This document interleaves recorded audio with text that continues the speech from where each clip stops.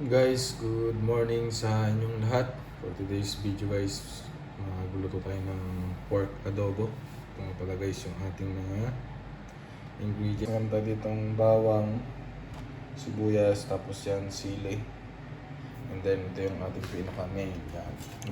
Gagana natin to guys ng 20 minutes para saglit na lang o unti na lang yung preparation, yung oras na gugugol natin guys sa pagluluto nito. And then, meron tayong oyster sauce, meron tayong silver swan, special soy sauce, and then meron tayong itong paubos na paminta. Yun guys, tara, samahan niyo ako guys. Prepare na tayo at tayo ay mag-uumpisa ng magluto. Guys, kasindihan ko na yung ating kalan. Papainit na natin itong ating lutuan. Guys, mainit na yung ating paglulutuan. Nilagay na tayo ng unting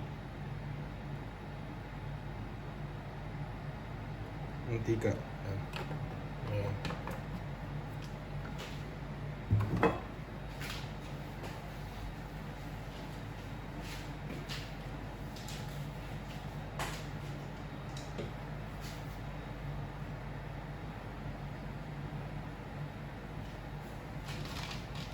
Guys, tapos nilagay na natin ito ang ating bawang.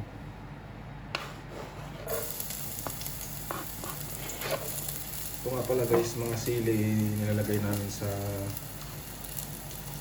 mga pinoprosin namin para hindi siya agad masira.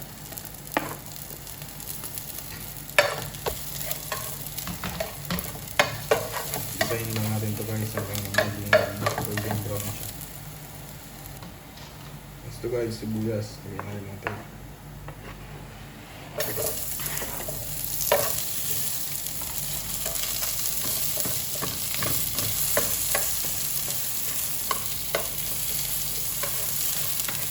Ito nga pala guys yung sa UAE, no? Kaya ng madaling araw, mga 5 siguro.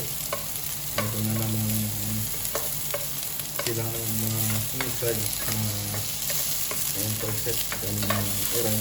Patuloy pa rin yung ginagawa ng Iran na sabugin yung mga pinag-aanohan ng American base. Yan.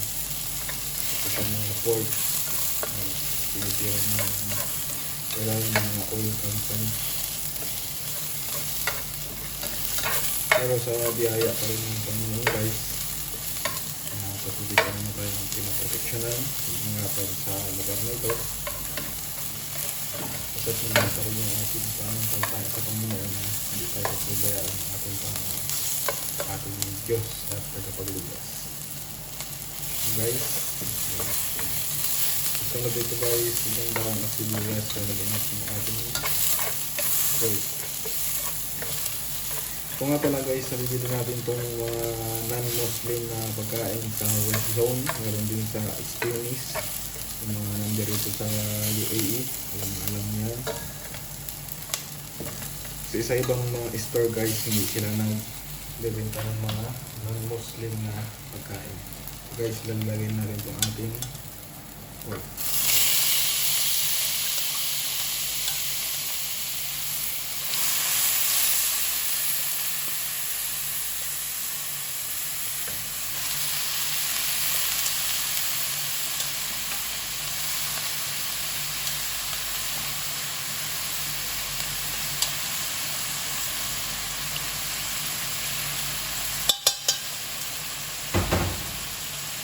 Guys,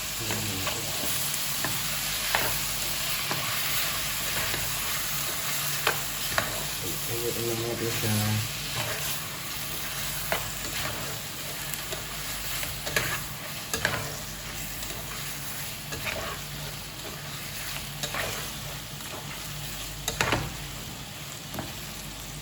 At pasintabi din pala guys sa lahat ng hindi nakain ganitong pagkain. Sabi po. Guys, lalagyan natin ng soy sauce.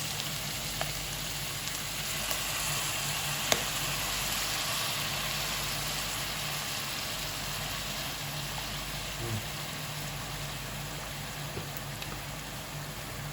na guys. Tapos, oyster sauce.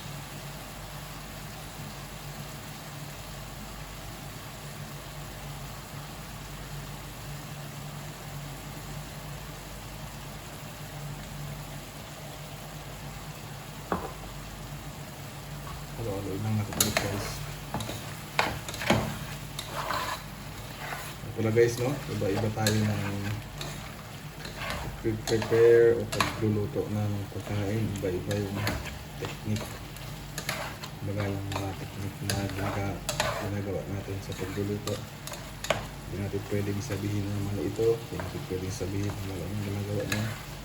As long as na masarap yung pagkakaluto mo, as long as na nagugustuhan yung kumakain yung niluluto mo, that's good.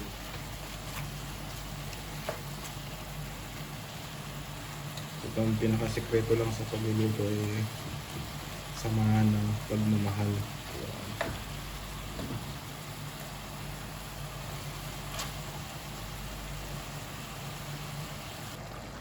Guys, tapos lagay natin itong sili para magkaroon din siya ng extra na bang.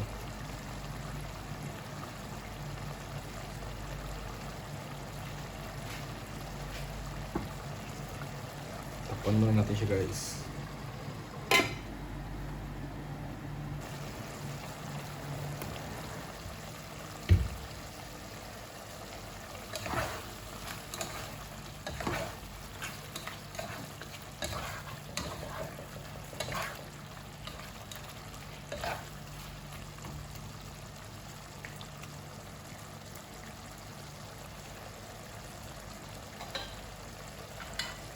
Guys, nilagyan ko lang siya ng unting suka. Ano siya guys? Titikman natin.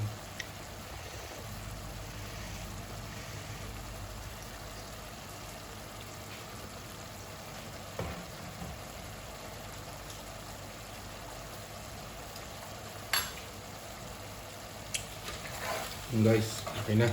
Ano na.